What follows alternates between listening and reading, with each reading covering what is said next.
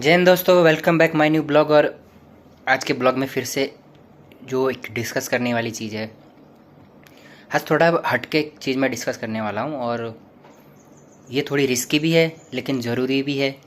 क्यों रिस्की? इसलिए कि इस पे थोड़ा सिस्टम आ जाता है बीच में, और वर्तमान जो सरकार है वो भी आ जाएगी इसमें। तो जाहिर सी बात है कि सिस्टम और सरकार के खिलाफ़ बोलना इस समय आसान नहीं है, लेकिन क्या करें, भविष्य का सवाल है तो बोलना तो पड़ेगा। आज हम नहीं बोलेंगे तो कल ये हम लोग को दबा देंगे और फिर हम कभी बोल ही नहीं पाएंगे। तो आज से कुछ दिन पहले उत्तराखंड में एजुकेशन मिनिस्टर साहब चमोली के एक ज़िले में एक सम्मेलन में आए हुए थे, उनको बुलाया हुआ था। उत्तराखंड के जो एजुकेशन मिनिस्टर है उनका नाम है श्री धन सिंह रावत जी। ठीक है, हिस्ट्री में डिप्लोमा इन्होंने किया है और ये बीजेपी के कैबिनेट मिनिस्टर भी हैं। और इन्होंने स्नातक किया। स्नातक यानी कि कोई डिग्री मुझे प्रॉपर नहीं उसका ज्ञान है, किस प्लेट हिस्ट्री का बता रहे हैं, जो एक डेटा बता रहा है हिस्ट्री में उन्होंने डिप्लोमा किया है। तो वो वहाँ जाते हैं और वहाँ पर जो वहाँ के लोकल टीचर्स होते हैं उनमें से सब लोग, अब जाहिर सी बात है सिस्टम का आदमी आए तो चापलूसी करेंगे। लेकिन वहाँ पर एक टीचर है जिनका नाम है ललित मोहन जी। ठीक है, तो ललित मोहन जी जो है वो माइक पकड़ के सीधा सीधा कह देते हैं कि भाई देखो, प्रिंसिपल लोगों की जो है वो नहीं, प्रिंसिपल लोगों की भर्ती नहीं हो रही है, दूसरा टीचर लोगों के ट्रांसफ़र वगैरह नहीं हो रहे और वेरिएंट्स प्रॉब्लम्स है, तो आप इसको सीरियसली लो। मतलब वो सीधा सीधा कहते हैं टेक इट सीरियसली। तो अब बीच में दो तीन टीचर आते हैं कि ये सब मत बोलो, ये सब मत बोलो। भाई देखो, सरकारी आदमी है, बड़े पद पे बैठा हुआ आदमी है, करियर खा जाएगा, जाहिर सी बात है, यही डर होता है सबको। तो टीचर जी कहते हैं कि भाई देखो, मैं तो अपना नाम बता देता हूँ, मेरा नाम है ललित मोहन जी। अपना नाम बता देते हैं ओपनली मिनिस्टर जी के सामने। अब मिनिस्टर जी और बाकी लोग, फिर वही होता है कि कोई आदमी सच बोलता है तो उसको दबाया जाता है। तो अब उनको वहाँ से बाकी टीचर लोग पीछे खींचने की कोशिश करते हैं, मगर वो अपनी बात रख देते कि देखिए आप जो है टीचर लोगों की भर्ती, ट्रांसफ़र और प्रिंसिपल लोगों की भर्ती को लेके बिल्कुल भी एक्शन नहीं उठा रहे हैं, और ये बहुत लंबा चौड़ा केस है, इसमें बच्चों का भविष्य खतरे में। और वो बच्चों को कहते हैं, वो बच्चों की तरफ इशारा करके ऐसा माइक पकड़ के कहते हैं कि भाई बच्चों, तुम्हें क्या प्रॉब्लम है, तुम बोलो। जाहिर सी बात है, एजुकेशन मिनिस्टर तुम्हारे सामने खड़ा है स्टेट का, और तुम्हें क्या तकलीफ है, तुम बोलो। तो बच्चे भी कुछ बोल नहीं पाते हैं क्योंकि माहौल एकदम सन्न हो जाता है सबका। सब सोच नहीं पाता कि भाई ये क्या हो गया करके, एजुकेशन मिनिस्टर सामने है। और जाहिर सी बात है सिस्टम के लोग भी आए होते हैं, फिर हर एक टीचर अपनी एक इमेज को लेके भी थोड़ा सिस्टम के सामने कोई आना नहीं चाहता है। तो अब क्या हुआ है कि बीजेपी की आईटी सेल है एक, शायद सबको पता नहीं है, लेकिन ये एक सेल ऐसी है जो 2 मिनट में ट्रोल पे उतर जाती है और आपको, आप विक्टिम है, आपको ही दोषी ठहरा देती है। तो वही हुआ, उन्होंने ललित मोहन सर को जो है उनकी पूरी एक ऐसी छवि बना दी ट्रोल करके कि भाई देखो, ये आदमी अपने प्रमोशंस के लिए ये बीजेपी को और इसको टारगेट कर रहा है, एजुकेशन मिनिस्टर को टारगेट कर रहा है क्योंकि इसको प्रमोशन चाहिए, है ना।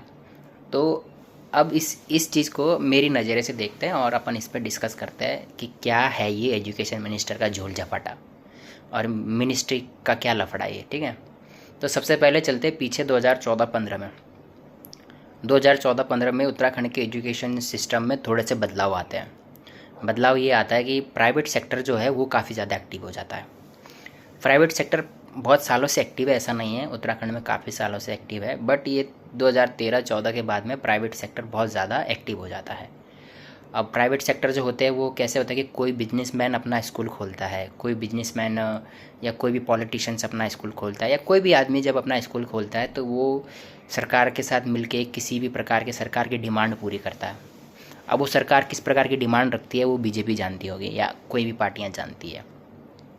तो जब प्राइवेट सेक्टर वाले उनकी डिमांडें पूरी करते तो जाहिर सी बात है, जब एक लेन होता है तो एक देन भी होता है। तो इस चक्कर में 2013-14 और 15 के बाद कंटिन्यू क्या होता है कि सरकार का जो एक ग्रेड होता है स्कूल का वो गिरने लगता है।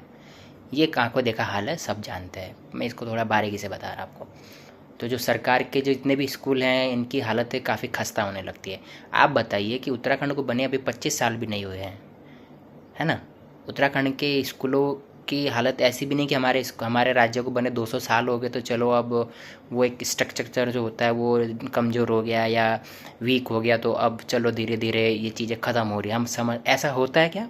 कोई सिविलाइजेशन जो होती है वो तब ख़त्म होती है जब उसको जैसे जैसे गुरुकुल की जो है वो गुरुकुल का जो सिस्टम है वो तब ख़त्म हुआ है कि भाई हज़ारों साल हो गए, अब प्रक्रिया बदल चुकी है। अब कौन जंगल में जाएगा, कौन बाल कटवा के बैठेगा, कौन पंडित की तरह ये सब करेगा, तो अब वो कल्चर ख़त्म हो गया। तो लेकिन उत्तराखंड में अभी 25 साल भी नहीं हुई, यानी कि अभी हमारी एक जनरेशन भी ख़त्म नहीं हुई है। 25 साल मतलब कि अभी तो हमारा उत्तराखंड एकदम यंग है, बट अभी से हमारे उत्तराखंड में पैरालाइज जैसा ड्रग्स, नशे, एजुकेशन में भ्रष्टाचार अंधाधुन हो गया। अब पीछे चलते हैं, मैं 2013-14 पे जा रहा हूँ। 2013-14 के अंदर में हमारे उत्तराखंड के अंदर में कम से कम नहीं भी तो बहुत नए स्कूल्स खुलते हैं जो कि प्राइवेट सेक्टर के होते हैं। अब ये प्राइवेट सेक्टर जो होता है ये क्या करता है कि सरकार के कंपटीशन में उतर जाता है। जाहिर सी बात है उसको भी बच्चे चाहिए रहते हैं, है ना। तो उसकी एजुकेशन पॉलिसी में 2-3 चेंजेस होते हैं। बच्चों को गाड़ियों से लेके आना, बच्चों को गाड़ियों से लेके जाना, बच्चों को कलेक्ट करना, यानी कि बच्चों को लिए बस लगा दी गई है। एक ये होता है। दूसरा क्या होता है कि बच्चों की जो एजुकेशन होती है उस पर काफ़ी अच्छा फोकस होता है। जो सच है वो सच है, प्राइवेट सेक्टर वाले लोग अपने जो बच्चे होते हैं उनके ऊपर काफ़ी फोकस करते हैं। हालांकि वो बच्चों को प्रेशर करते हैं पढ़ने के लिए, वो एक अलग बात है कि बच्चों के ऊपर काफ़ी बोझ होता है पढ़ाई का। उनके बैग उनके वज़न से ज़्यादा उनका बैग होता है, तो ये भी सच है। लेकिन प्राइवेट स्कूल जो होता है वो थोड़ा बच्चों को एक इस तरीके से उनके माँ बाप को कन्विंस कर लेता है कि भाई देखो, अगर हमने तुम्हारे से इतनी फ़ीस ली है, फ़ीस भी ज़्यादा होती है, बहुत ज़्यादा फ़ीस होती है, मतलब 1 महीने की फ़ीस सरकारी स्कूल की पूरे साल भर की फ़ीस होती है। ये जो बात सच है ये सच है। तो अब क्या होता है, मेरे को ऐसा लगता है कि सरकार के लोग इस गेम को समझ जाते हैं, क्योंकि उनको पैसा मिला या जो भी उनकी ख्वाहिश होती है वो पूरी हो जाती है। पुष्कर सिंह धामी जी को इलेक्शन जीतने के लिए जो भी मिला होगा इन प्राइवेट सेक्टर की तरफ से, अब पुष्कर सिंह धामी जी को इन सब की ख्वाहिश पूरी करनी होगी, है ना। तो अब क्या हो जाता है कि अब जो है सरकारी स्कूलों के जो टीचर होते हैं इनके ट्रांसफ़र और जो प्रिंसिपल वगैरह की भर्ती होती है ये रुक जाती है।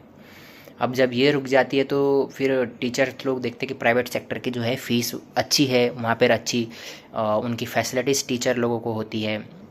होता है प्राइवेट सेक्टर वाले अपने टीचरों को थोड़ी बहुत फैसिलिटीज़ देते हैं जो कि प्राइवेट गवर्नमेंट नहीं देती है।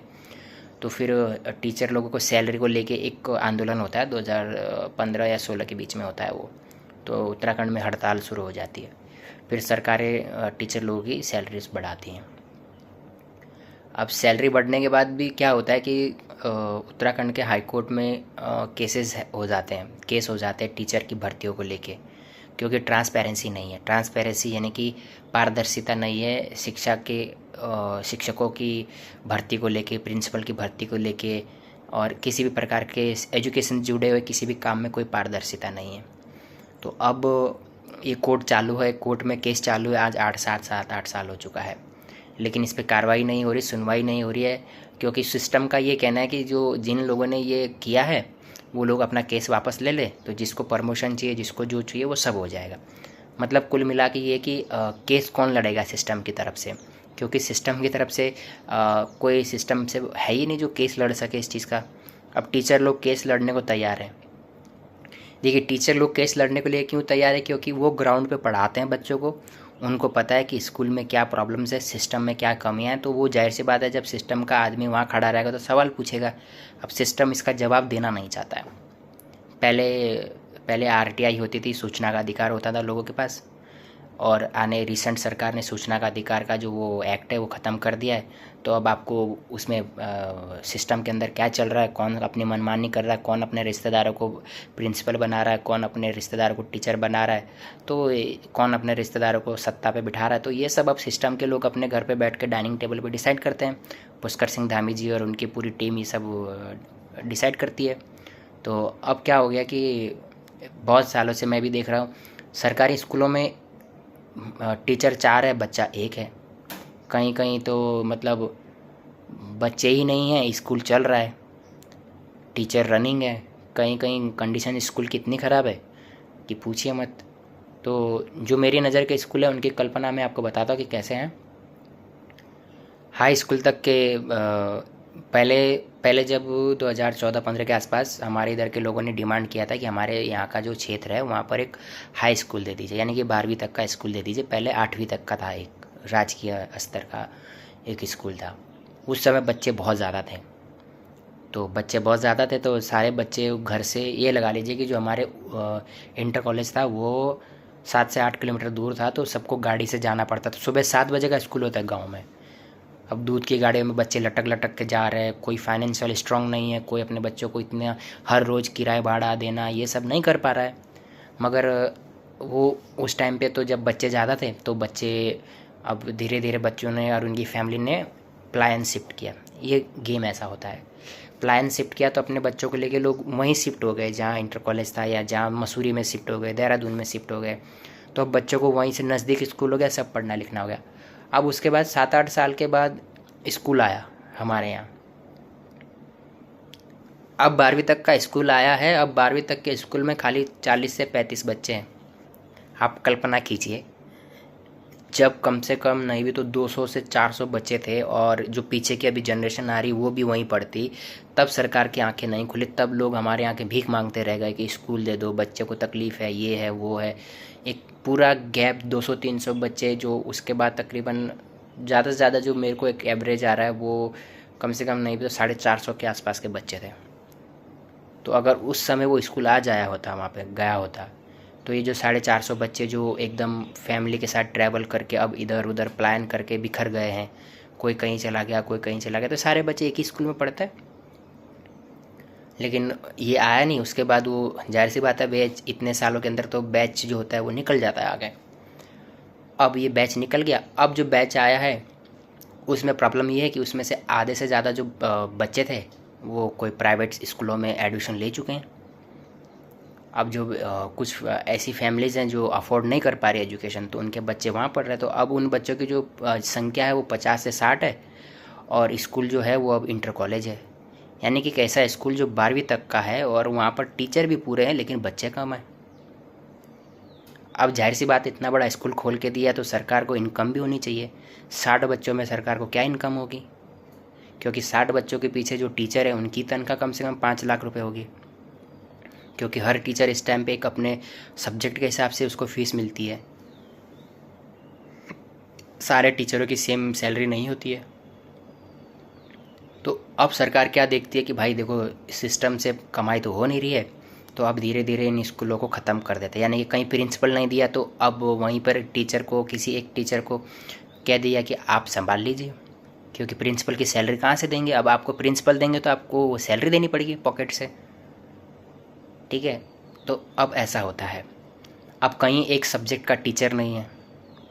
अब टीचर इसलिए नहीं भेजते कि वहाँ बच्चे कम हैं, अब एक टीचर भेजेंगे, उसकी सैलरी कौन पे करेगा। तो अब वो कहते हैं कि भाई आप लोग मैनेज करो। तो अब 8 का टीचर मैथ पढ़ाएगा तो बच्चों का भविष्य तो बहुत ही आगे जाएगा। तो अब आप समझ लीजिए कि कैसे हो सकता है। ऐसा एक केस था जहाँ हम पढ़ते थे, शायद टीचर अब नहीं होंगे वहाँ या अब हैं, मुझे आइडिया नहीं मुझे। तो वहाँ एक आर्ट के टीचर थे, वहाँ मैथ के टीचर नहीं थे। अब बोर्ड एग्ज़ाम, 10th का बोर्ड एग्ज़ाम, तो सर का नाम लेना शायद ठीक नहीं रहेगा। तो वो गाइड से, प्रॉपर जो मैथमेटिक की गाइड होती है उससे ही पूरा बोर्ड पे एक मैथमेटिक पढ़ाया करते थे। और एक दो बार हम ऐसे थोड़ा फ्रैंक हो गए सर से, तो हम लोग ऐसे पूछ लिए तो कहने लगे यार मैं तो आया था, मेरी तो ये वाला सब्जेक्ट था, मैं इस सब्जेक्ट का टीचर था, अब यहाँ टीचर नहीं। तो बोले कि आप हैंडल कर लीजिए थोड़ा बहुत। तो अब आप लगा लीजिए कि 10th के बोर्ड में बच्चे लोगों का भविष्य क्या हो सकता है।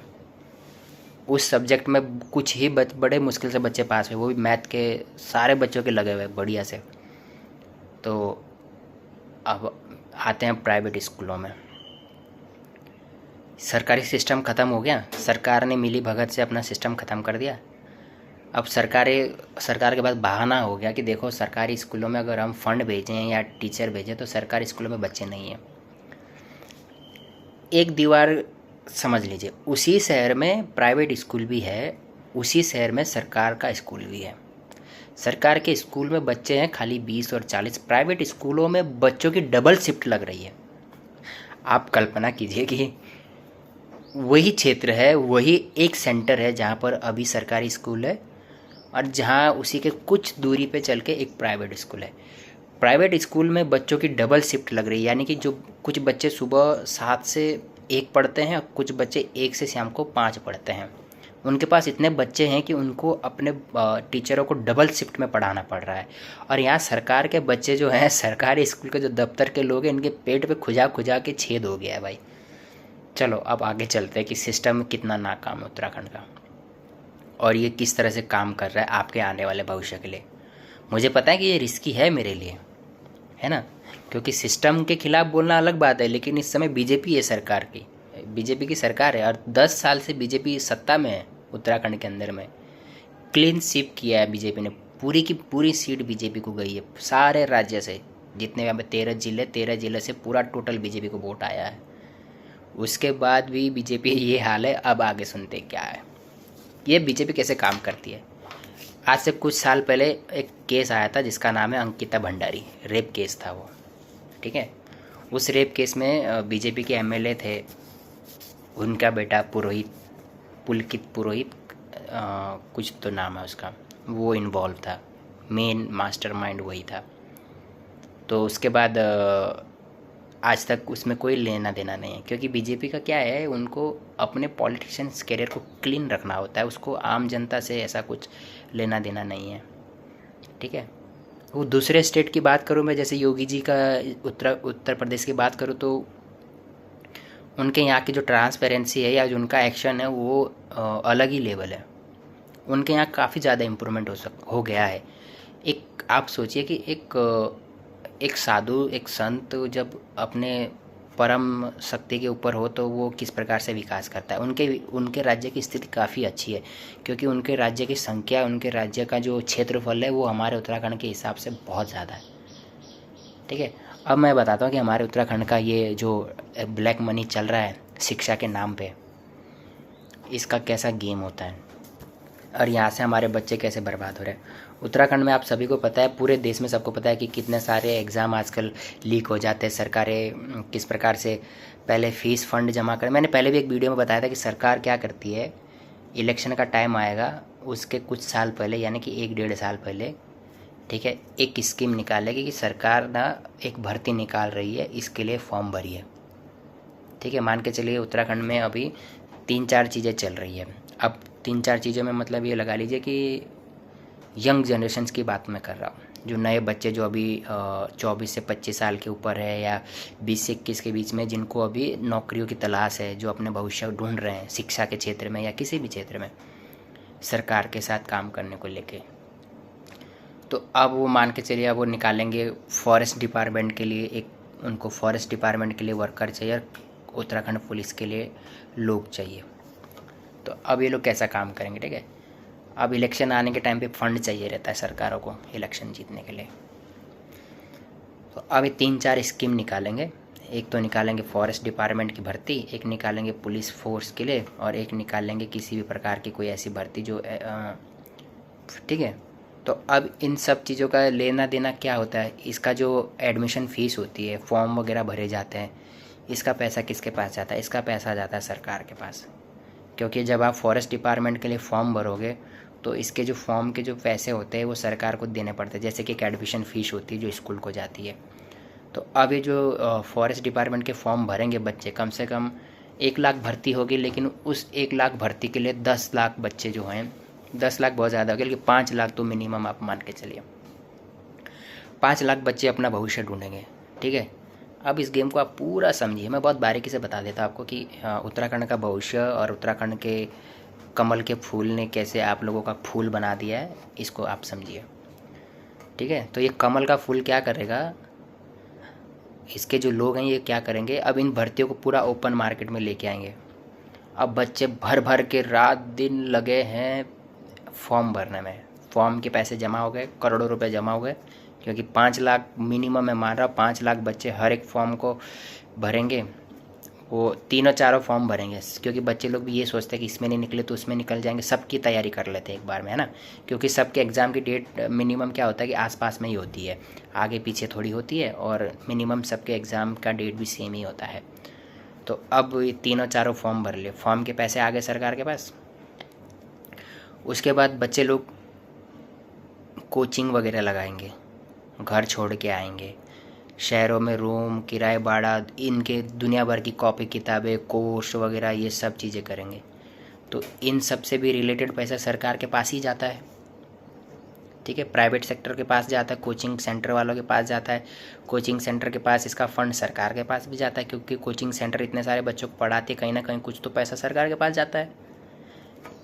देखिए, एडमिशन का फॉर्म गया, उसका पैसा सरकार के पास गया, कोचिंग सेंटर किताबें वगैरह इन सब चीज़ों से रिलेटेड सारा पैसा कहाँ गया, सरकार के पास। प्राइवेट सेक्टर टैक्स भी तो देती होगी, जो नहीं देती होगी अलग बात है, लेकिन सरकार को भी यहाँ से फंड जाता होगा, ठीक है। अब आते हैं आगे, ये 3-4 चीज़ें होगी। आम आदमी की बात बाद में करेंगे, आम आदमी मरे इस चीज़ में, आम आदमी की कल्पना नहीं करते हम। आम आदमी का बच्चा, गरीब का बच्चा घर ज़मीन बेच के आया है, कर्जा करके आया, उसकी बात नहीं करेंगे हम यहाँ पे हम सरकार की बात करेंगे कि उसको पैसे की ज़रूरत है, तो तुम्हारे खून, तुम्हारा हड्डी, तुम्हारे मांस से कैसे पैसा निकालना है, सरकार कैसे काम करती है। खास करके मैं अभी उत्तराखंड की बात इसलिए कर रहा हूँ क्योंकि ये मेरा स्टेट है, यहाँ मेरा जन्म हुआ है, और यहाँ जब ऐसी चीज़ें होती है तो मुझे खटकता है। और वो अच्छा है कि मैं शायद पढ़ा लिखा नहीं हूँ, क्योंकि शायद मैं भी इसका शिकार हो जाता। तो अब मैं आगे चलता हूँ। अब यहाँ पर सरकार को एडमिशन से पैसा आया, एजुकेशन के इस क्षेत्र से पैसा आया। अब एग्ज़ाम का टाइम आ गया, बच्चे लोगों ने अंधाधुन मेहनत करी, ये दबा दबा के रात दिन बच्चे पढ़ रहे, कोचिंग कर रहे, भूखे रह रहे, देहरादून में रगड़ रगड़ के किताबें कोर्स चल रही है। अब एग्ज़ाम का टाइम आएगा, एग्ज़ाम के 1-2 दिन पहले पेपर लीक हो जाएगा, ठीक है।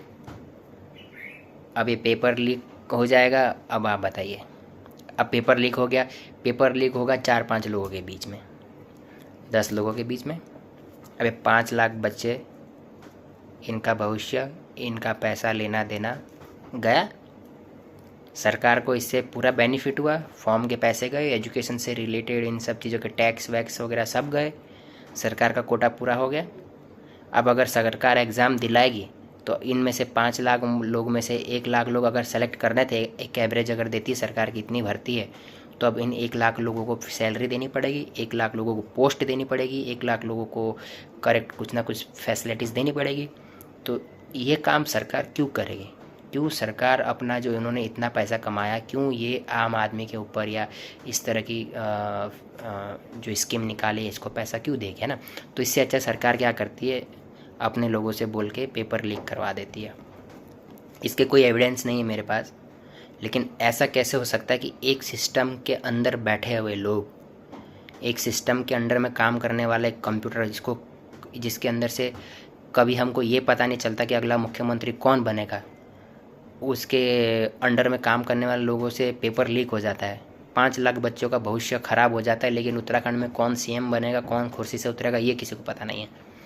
अजीब सी बात है, सोचने वाली बात है कि मतलब उत्तराखंड के सिस्टम में कौन शिक्षा मंत्री, कौन मिनिस्टर बनेगा, किसी को पता नहीं, रातों रात डिसीजन होता है, बन जाता है।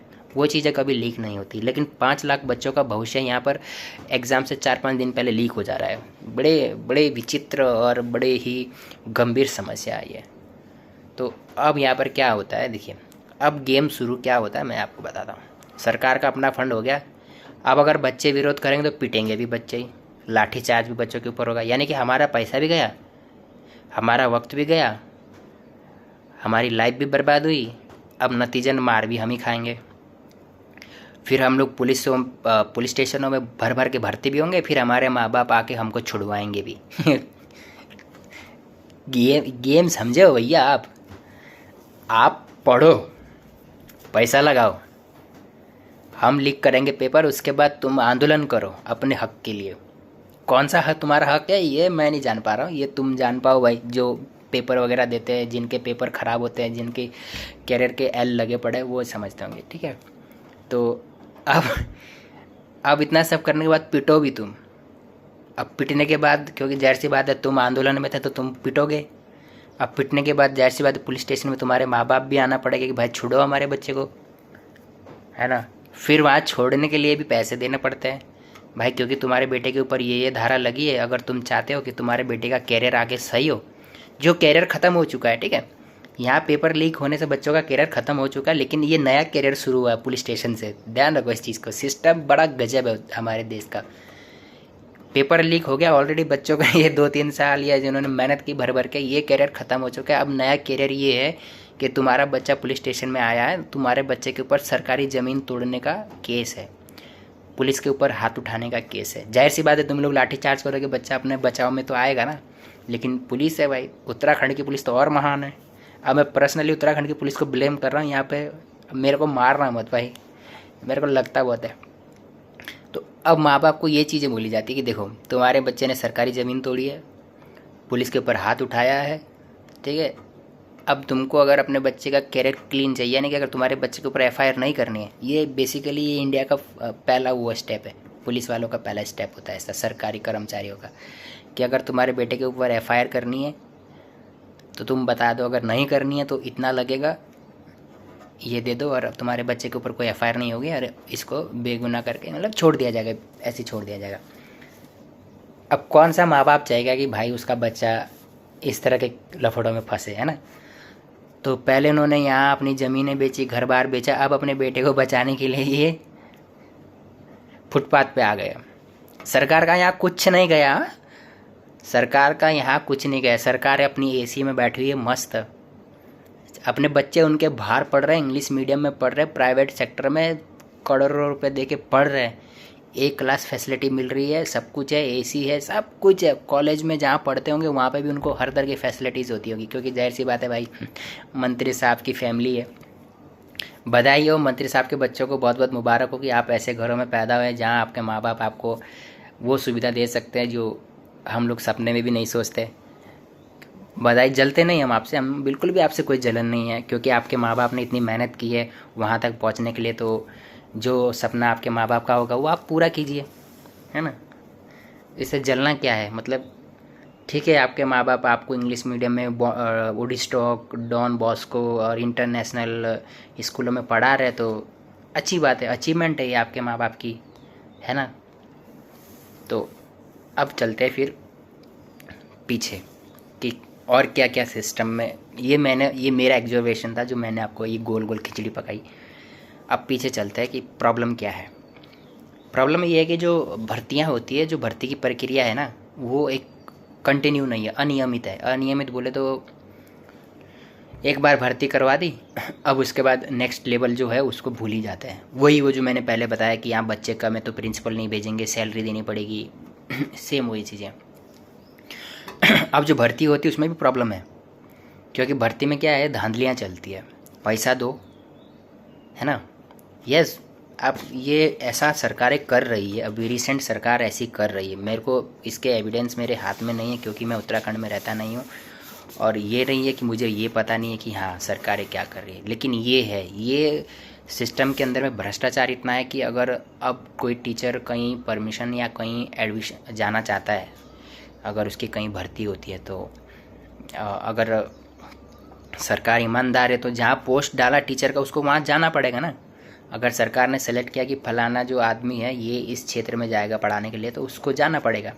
लेकिन आजकल ऐसा नहीं है, अगर कोई टीचर ये चाहे कि भाई मेरे घर के आसपास का कोई स्कूल है सरकारी, तो मैं वहाँ पढ़ाऊँगा, तो सरकार उसको ऑफ़र करती है, भाई देखो तुम्हारा यहाँ हो तो जाएगा लेकिन हमारा भी काम होना चाहिए। तो ऐसा होता है, ये हर क्षेत्र में होता है, सबको पता है। तो अब एक चीज़ ये भी है, इसको कहते हैं भ्रष्टाचार, धांधली, ठीक है। अब दूसरा चीज़ है इसमें है पॉलिटिकल इंटरफेयर, ठीक है। कोई पॉलिटिशियन से जुड़ा हुआ आदमी जब एजुकेशन मिनिस्ट्री में अपना दखल देने लगे, तो वो शिक्षा फिर शिक्षा नहीं रह जाती, वो शिक्षा फिर राजनीति हो जाती है। जो कि मैंने आपको बताया कि कैसे राजनीतिक लोग ये गेम खेल के पहले एक स्कीम निकालते हैं, फॉर्म भरो, ये एडमिशन है, ये भर्ती आ रही है, फिर बाद में उसको लीक कर देते हैं, फिर बच्चों के कैरियर की बाबा की तरह भभूत बना देते हैं, माथे पे लगाओ हो गया, ठीक है। तो पॉलिटिशियंस घुस गए एजुकेशन में, बहुत बढ़िया तरीके से घुस चुके हैं। उनका जब मन करता है तब वो पेपर लीक कर देते हैं, जब मन करता है तब वो भर्तियाँ निकाल लेते हैं। अब है ट्रांसपेरेंसी, तीसरा पॉइंट है जो पारदर्शिता है। सरकार के कामों में कोई भी पारदर्शिता नहीं है। आरटीआई ख़त्म हो चुका है, अब सरकार अपनी मनमानी कर रही है। उसका आप सोच लीजिए कि 10 साल के ऊपर, 8 से 7-8 साल से ऊपर से सरकार इस तरह से ट्रांसपेरेंसी है ही नहीं कि क्या डिसीजन ले रही है, कहाँ शिक्षा मिनिस्ट्री क्या काम कर रही है, क्या प्रोजेक्ट है, किस तरीके से कर रही है, कुछ लोगों को समझ में नहीं आ रहा है। दूसरा है भाई फंड की कमी। यहाँ पे लिखा है फंड की कमी, मैंने लिखा पैसों की कमी। उत्तराखंड सरकार के पास पैसों की कमी है इस टाइम पे शिक्षा को लेके, लेकिन पॉलिटिकल प्रचार प्रसार में दबा के पैसा है? मतलब उत्तराखंड के अंदर बीजेपी सरकार के पास शिक्षा के लिए पैसे का फंड नहीं है, लेकिन रात दिन रैलियाँ, दुनिया भर का जन समूह का ये संबोधन, केदारनाथ बद्रीनाथ की यात्रा, भर भर के फंड है सरकार के पास। हेलीकॉप्टर से घूमने के लिए भर भर के दबा के पुष्कर सिंह धामी जी के पास है, उनके सिस्टम के लोगों के पास बढ़िया पैसा है भाई, ठीक है। अब ये पैसा मेरे को थोड़ा एक और चीज़ इसमें ऐड करनी है। मैं बाबा केदारनाथ का बड़ा भक्त हूँ, लेकिन बाबा केदारनाथ से मैं थोड़ा सा नाराज़ हूँ इस बात के लिए। बाबा केदारनाथ जी के मंदिर के आसपास के डेवलपमेंट के लिए 200 करोड़ रुपए लगा रखी है सरकार, ठीक है, और वो टूटेगा फिर से, क्योंकि बाबा केदारनाथ को ये गंदगी चाहिए नहीं, जो मैं दिल से बता रहा हूँ आपको। जो 2016 में हुआ वो आने वाले समय में फिर होगा। तुम कितना भी मजबूत वहाँ पर बढ़िया सी चीज़ें बना दो, ये अच्छी चीज़ है, मैं ये नहीं कह रहा हूँ कि अच्छी चीज़ नहीं है। टूरिज़्म बढ़ाना है, ब्लॉगर लोगों के लिए एक अच्छी जगह है ना। लोग घूमने जा रहे हैं, श्रद्धा से तो कोई नहीं जा रहा है, कम से कम लोग घूमने जाके कम से कम उत्तराखंड के अंदर एक आर्थिक जो फाइनेंशियल कंडीशन है उस पर इम्प्रूवमेंट होगा। तो इस 200 करोड़ में से केदारनाथ बाबा को लोग चंदा तो चढ़ाते ही होंगे। अगर उस चंदा से, उस चंदे को, उस फंड को अगर उत्तराखंड के बच्चों के भविष्य के लिए लगाया जाए, क्योंकि अगर बाबा हमारे हैं तो उनके पैसे से हमारे भविष्य के लिए अगर 2 पैसा खर्च किया जाए तो मुझे नहीं लगता कि बाबा जी नाराज़ हो जाएंगे, हैं। और इस टाइम 4 धाम की यात्रा शुरू है। अगर 4 धाम में हज़ारों करोड़ रुपए का फंड आएगा, हज़ारों सालों से आ रहा है, 1000 सालों से यात्रा हो रही है, हज़ारों सालों से लाखों रुपए का फंड आ रहा है। अगर इसमें से चंद रुपीस अगर हमारे भविष्य के लिए, मैं हमारे भविष्य की बात कर रहा हूँ, यानी कि अब हमारा भविष्य ही उत्तराखंड के भविष्य की बात हो रही है, अभी दूसरे राज्यों की बात नहीं हो रही है। जिस हिसाब से उत्तराखंड का पलायन हो रहा है, आने वाले समय में आपको उत्तराखंड के अंदर में स्विट्ज़रलैंड के लोग और इजराइल के लोग मिलेंगे, और उत्तर प्रदेश के लोग, उत्तराखंड के लोग नहीं मिलेंगे वहाँ। खैर छोड़ो, ये दूसरी बात है, इसके बारे में कभी बात करेंगे। तो बाबा केदारनाथ मुझे नहीं लगता कि नाराज़ हो जाएंगे अगर उनके कुछ पैसे हम लोग अपने बच्चों की शिक्षा के ऊपर खर्च करेंगे, ठीक है।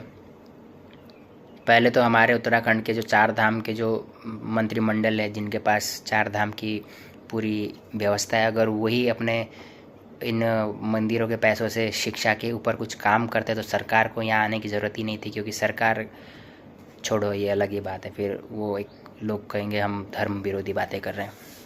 अब आगे चलते हैं कि क्या क्या स्टेप होता है एक एजुकेशन सिस्टम का।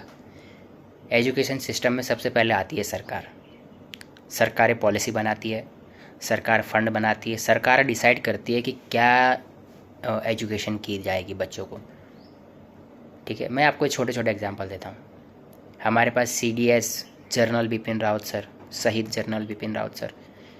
उसके बाद हमारे पास पीछे चले जाइए, जसवंत राणा ओलंपिक विजेता है, गोल्ड मेडलिस्ट है, उत्तराखंड से है।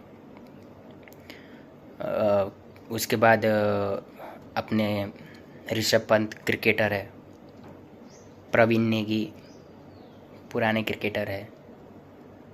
बॉलीवुड में दीपक डोबरियाल सर है। उसके बाद महेश सर हैं। उसके बाद हिमांशु धुलिया है। उसके बाद ये जो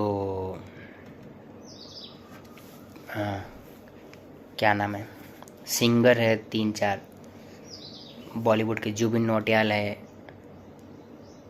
मतलब अगर आप उत्तराखंड के लोगों का कंट्रीब्यूट देखा जाए इस देश के साथ, तो कम नहीं है ना। हर क्षेत्र की बात कर रहा मैं। उत्तराखंड की जो लोगों की जो कंट्रीब्यूशन है वो इंडियन आर्मी में 12% के आसपास है। यानी कि उत्तराखंड के अंदर से 12% लोग हैं जो इंडियन आर्मी में हैं। उसके बाद भी इस स्टेट की जो भविष्य ख़त्म होते जा रहा है, ये एक इस तरह से विचार करने वाला है कि क्या हम इस तरह के लोगों को सिस्टम में रख सकते हैं। देखिए, मैं इसलिए सिस्टम को गाली नहीं दे रहा हूँ क्योंकि मुझे अटल बिहारी वाजपेयी जी का वो एक याद आ रहा है अभी कि सरकारें तो आएगी जाएगी, ये राष्ट्र रहना चाहिए। अब जाहिर सी बात है, 5-10 साल आप लोगों ने राज किया, अब आपकी हरकतें लोगों को समझ आ गई, तो अब कोई दूसरी सरकार भी आ सकती है। समय बदलता है तो आप भी बदल जाओगे, आपका भी वक्त बदलेगा। तो क्या चेंज आप लोगों ने नहीं किया तो वो दूसरे लोग करेंगे। फिर अब दूसरी चीज़ आती है, सरकार के बाद आती है शिक्षा। शिक्षा क्या सरकारें डिसाइड करती, कोई शिक्षा मंत्री, एक ऐसा आदमी शिक्षा मंत्री बनाया जाए जो जानता हो कि क्या वैल्यूज़ है एजुकेशन की, ठीक है। क्योंकि ऐसा आदमी एजुकेशन मिनिस्टर बनेगा जो एसी में पढ़ा लिखा हो, उसको नहीं पता चलता कि आम के पेड़ के नीचे बच्चे पढ़ते हैं तो क्या वो पढ़ाई होती है, या गांव में जब 3-3, 4-4 किलोमीटर बच्चों को पैदल जाना पड़ता है कच्चे रास्तों से, तो उसको कैसे होती है वो पढ़ाई, उनको नहीं पता होता। क्योंकि एसी से उतर के गए, एसी से चढ़ के फिर घर आ गए, तो उनको नहीं पता होता है ना। तो अब उनको ब्लेम भी नहीं कर सकते भाई, क्योंकि सरकार के लोगों की जो ख्वाहिशें होती वो पूरी हो जाती है तो मिनिस्टर तो बन ही जाएंगे वो। तो अब आगे चलते हैं, वीडियो बहुत बड़ा हो गया लेकिन ठीक है, आज नहीं बोलेंगे तो फिर कल कोई सुनेगा नहीं हमारी, है ना। और किसी को हर्ट होने का तो कोई ज़रूरी नहीं है, क्योंकि इलेक्शन के टाइम पे तो हमारे पास ही आओगे। इस टाइम पे कम से कम नहीं भी तो 25% नई जनरेशन वोटर के लिए अप्लाई कर चुकी है। ये इस टाइम की बात मैं कर रहा हूँ। इस टाइम पे 25% उत्तराखंड की जो पॉपुलेशन है वो यंग जनरेशन है, जो 20 से लेके 25 के बीच में है, और 17 से लेके 21 के बीच में। 2 एज ग्रुप बता रहा हूँ, 2 एज ग्रुप जो अभी रेडी हुआ है। ये जो 17 वाला है ये 18 क्रॉस कर चुका होगा, अभी 21 की बात मैं बता रहा हूँ। लेकिन जो 20 से 25 के बीच में, इनके जो टोटल परसेंटेज है भारत के उत्तराखंड राज्य के अंदर में, वो 25% वो है जो सिर्फ अभी उत्तराखंड में रहते हैं, और इसमें से 10% वो लोग हैं जो बाहर निकल चुके हैं।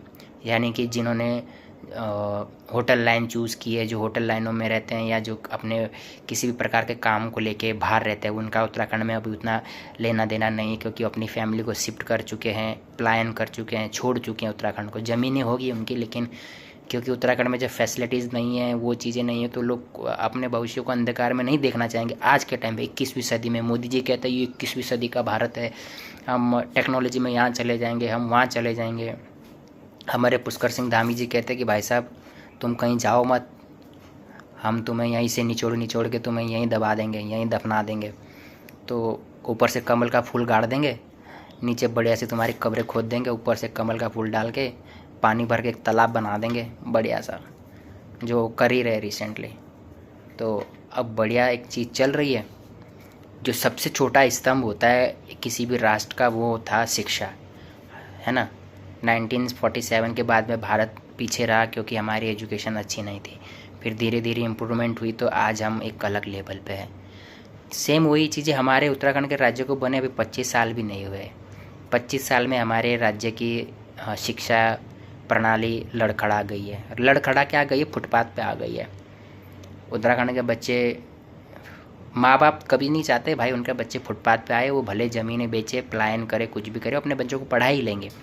लेकिन क्या सिस्टम में बैठे लोग इसके जिम्मेदार हैं? पुष्कर सिंह धामी जी, 10 साल से आपकी सरकार है, आप नहीं थे 5 साल, बात अलग है, लेकिन आपको जिम्मेदारी लेनी पड़ेगी। और अगर आपको जिम्मेदारी लेनी नहीं आती है तो फिर आप देख लीजिए जो आपको लगता है सही लगता है। मैं शिक्षकों की बात करता हूँ। 3 चीज़ें हो गई, सरकार, एजुकेशन विभाग और शिक्षक, ठीक है। पारिवारिक समाज की बात बाद में करूँगा। मेरे जो टीचर थे या जो मैंने सरकारी टीचर देखे, जो लोकल टीचर्स होते हैं हमारे, इतनी मेहनत करते हैं, बहुत बढ़िया पढ़ाते हैं। पढ़ाई में बिल्कुल भी किसी भी प्रकार की, मेरे को नहीं लगता कि किसी भी प्रकार की वो लोग कमी रखते होंगे। शहरों में 15 अगस्त के दिन, 2 अक्टूबर के दिन, सुभाष चंद्र बोस जी के जन्म के दिन छुट्टियां होती है। हमारे पहाड़ों में इन दिनों में स्कूल चालू रहते हैं और बच्चों को सिखाया जाता है, प्रोग्राम्स होते हैं, कार्यक्रम्स होते हैं, बताया जाता है, महात्मा गांधी जी के ऊपर एक्ट किया जाता है, एक नाटक के रूपांतरण करके उसको समाज के बीच में लाया जाता है कि भाई साहब महात्मा गांधी जी कौन थे, है ना, भगत सिंह कौन थे, मंगल पांडे जी कौन थे, ये सारे शहीद जो आत्माएं हैं ये कौन थी, क्योंकि इनका बलिदान ही आज हमें यहाँ लाया है और इनके बलिदान का क्या वैल्यू ये बताया जाता है और इसको सिखाया जाता है। वो टीचर को मैं धन्य करता हूँ जो मेरे टीचर रहे और जो अब भी टीचर है, जो अपने इन उत्तराखंड के हमारे इन छोटे छोटे बच्चों को ये सिखाते हैं। जब हमारे टीचर लोग हमें ये बताते हैं ना कि जसवंत सिंह रावत, शहीद जसवंत सिंह रावत अकेला ही 300 चाइना के सैनिकों के ऊपर भारी पड़ गया था, तो वो जो बाल खड़े होते हैं ना बचपन में, जब प्राउड फील होता है ना कि भाई मेरी तो ये जन्मभूमि है, यहाँ ऐसे शेर पैदा होते हैं, तो प्राउड फील होता है। और उन टीचरों को मैं धन्यवाद करना चाहूँगा कि जिन्होंने इन स्टोरियों को जब उनके जन्मदिन पे इस तरह की हमें कहानियाँ सुनाते हैं या नाटक के रूपांतर करके हमारे अंदर एक जोश भरते हैं। शहरों में ये सब नहीं होता है। शहरों के बच्चों के बैग देखोगे तुम, हालत ख़राब हो जाएगी तुम्हारी। ऐसा लगता है जैसे सीमेंट का कट्टा लेके जा रहा है कोई मजदूर, एक बस में जाता है जेल के कैदियों की तरह, और कैदियों की तरह वहाँ पढ़ाई करता है, शाम को वही कैदियों की तरह घर भी आ जाता है। उसकी एक्स्ट्रा करिकुलम में क्या होता है मालूम है? स्विमिंग होता है, साइकिल चलाना होता है, डांस क्लास होती है। हमारे एक्स्ट्रा करिकुलम में क्या होता है? कबड्डी होती है, क्रिकेट होता है, खो खो होता है, फिजिकल्स होते हैं जो होने चाहिए बच्चों की बॉडी के अंदर। खैर छोड़ो, सिस्टम से लड़ना मतलब उड़ता हुआ तीर हाथ में ले लेना जैसा ही है। और आजकल आपको पता है कि जो लोग उड़ता हुआ तीर लेते हैं उनका क्या क्या हाल होता है। अब चलते हैं फिर से आगे, समाज और परिवार भी आता है। 4 चीज़ें मैंने बताई, सरकार, शिक्षा, शिक्षा विभाग, शिक्षक और सामाजिक परिवार। मैं शिक्षकों के बारे में एक और चीज़ बता देना चाहता हूँ। हमारे उत्तराखंड के जो शिक्षक हैं, जो बच्चे फाइनेंशियली वीक होते हैं, मैं उनमें था एक, तो ये टीचर लोग अपनी सैलरी में से हम लोगों की फ़ीस भरते हैं। और हो सकता बहुत सारे बच्चों को, मुझे भी करते थे, पैसों का सपोर्ट करते, ड्रेस वगैरह, एजुकेशन, कॉपी किताबियों का सपोर्ट करते हैं अपने पैसों से, सरकार से नहीं मांगते हैं। सरकारें देती होगी, वजीफ़ा किसको दिया मुझे नहीं मालूम, उसका प्रोसेस मुझे कुछ आइडिया नहीं उसका। लेकिन मैंने जो देखा है, मैंने ये देखा कि जो टीचर्स होते हैं वो अपने उससे ही सब ये चीज़ें अरेंज करते हैं। और हाँ, जैसे स्कूलों में कभी प्रोग्राम हो गया, 26 जनवरी को हो गया या 15 अगस्त को हो गया, गांधी जयंती को हो गया, जब भी होते हैं तो सरकारें इसके लिए फ़ंड नहीं देती है। ये टीचर्स लोग अपने फ़ंड से और बच्चों से 5-5, 10-10 रुपये मंगवा के ये जो प्रोग्राम होते हैं इसको अरेंज करवाते हैं। ठीक है, सरकार के पास इतना पैसा फंड होता है, इतने सब कुछ।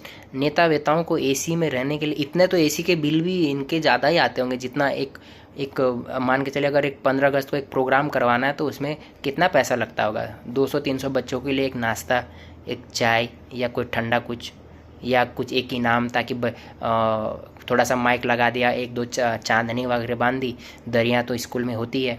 ठीक है, तो उसमें ज़्यादा से ज़्यादा कितना खर्चा आता होगा? ज़्यादा से ज़्यादा 10,000 रुपये खर्चा आता होगा, क्योंकि चांदनी लगाने, एक माइक लगाना है, 2-3 ट्रॉफियाँ खरीदनी है। कोई बच्चा अच्छा करता है उसको प्रोत्साहित करना है कि भाई नहीं आपने अच्छा किया, कोई बच्चा अच्छे स्पीच देता है तो उसको प्रमोट करना है। तो यही तो होता है ना बच्चों को, यहीं से तो बच्चों के अंदर इम्प्रूवमेंट्स आते हैं।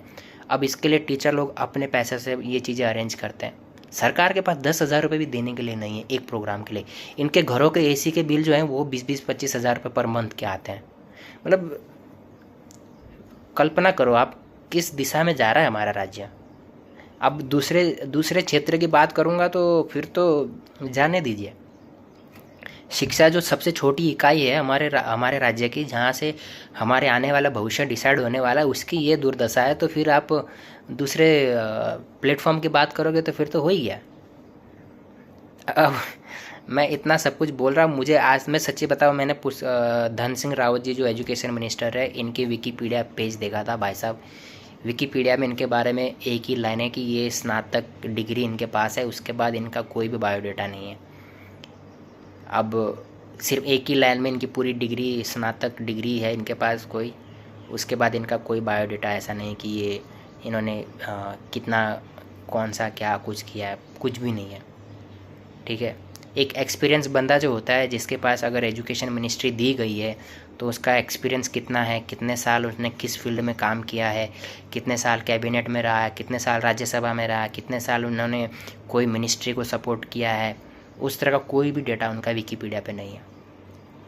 ये हमारे उत्तराखंड के मिनिस्टर हैं और उत्तराखंड की गवर्नमेंट ने अभी तक इनका विकीपीडिया पेज जो है वो भी अपडेट नहीं किया।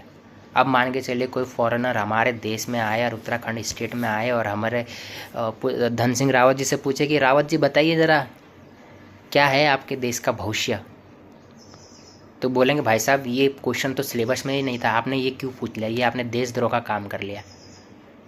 ये लोग फॉरेनर लोगों के ऊपर भी देशद्रोह ठोक देंगे भाई। बढ़िया ये लोग कमल का फूल सुखा के जो उसका मेथी का बना रहे हैं भाई, बढ़िया मेथी सूंघ रहे हैं लोग सिस्टम में बैठ के, बढ़िया बढ़िया। अब यहाँ से चलता हूँ मैं, एक लास्ट पॉइंट है, वीडियो बड़ा हो गया कोई बात नहीं, आराम से बैठ के सुनना, सही लगे तो ठीक है, नहीं तो कोई नहीं। अब यहाँ से बच्चों के ऊपर एक इफ़ेक्ट बताता हूँ। बच्चे यहाँ से बाहर आएंगे, कुछ कर नहीं पाएंगे, उम्र निकल जाएगी, ऐसे पैसे बर्बाद होते रहेंगे, माँ बाप की होप ख़त्म हो जाती है। फिर बच्चे होते हैं फर्स्ट रेट, जिसको कहते हैं डिप्रेशन, एंग्जाइटी। फिर बच्चे चलते नशे की तरफ, बच्चे चलते गलत चोरी चकारी बदमाशी इसकी तरफ। और हिमाचल का हाल सबको पता है कि हिमाचल में क्या बढ़िया चलता है, बढ़िया चलता है। ये एंट्री हो चुकी देहरादून में, उत्तराखंड में एंट्री हो चुकी है, इसकी कोई दिक्कत लेने की ज़रूरत नहीं है। दिल्ली एक ऐसा स्टेट है जो खुद बर्बाद होता है, दूसरों को भी ले डूबता है। और दिल्ली ही वो एक जगह है जहाँ से 1 रुपया चलता है, घर पहुँचते पहुँचते क्या होता है वो 25 पैसा कुछ पहुँचता है क्या। खैर अब तो डिजिटल आ गया है, गूगल पे करो तो 10 का 10 मिलता है, पर पुष्कर सिंह धामी जी की सरकार है, ठीक है, कुछ बोल नहीं सकते इस टाइम पे बीजेपी को। प्रॉब्लम ये है कि मेरे जो घर है वहाँ रोड नहीं है, मेरा जहाँ गांव है वहाँ रोड नहीं है, और अगर बीजेपी को ये बात बुरी लगी तो बीजेपी वाले जेसीबी भेज के पहले रोड खुदवाएंगे, फिर मेरा घर तोड़वाएंगे भाई। तो ये कम से कम इस बहाने, घर तोड़ने के बहाने मेरे गाँव तक रोड भी चली जाएगी। हाँ, लेकिन घर टूट जाएगा इसका थोड़ा दुख है। भविष्य देखना पड़ता है भाई, सरकार है कुछ भी कर सकती है, बीजेपी की सरकार है इस टाइम पे। घर तोड़ना, ये सब चीज़ें करना, ये तो आजकल सिस्टम में बैठे लोगों का काम ही काम है। तो चलिए, मेरा एक ये था कि भाई आज इस चीज़ पे नहीं बोलता हूँ तो फिर लगता है फिर मैं कभी भी नहीं बोल पाऊँगा इस चीज़ के ऊपर, है ना। तो मैं नहीं बोलूँगा तो कोई और बोलता है, अगर कोई और नहीं बोलेगा तो आज हमारे बच्चे भविष्य ख़राब हो रहा है, कल उत्तराखंड बर्बाद होगा, है ना। वैसे ही बहुत सारी चीज़ें चल रही है देश में।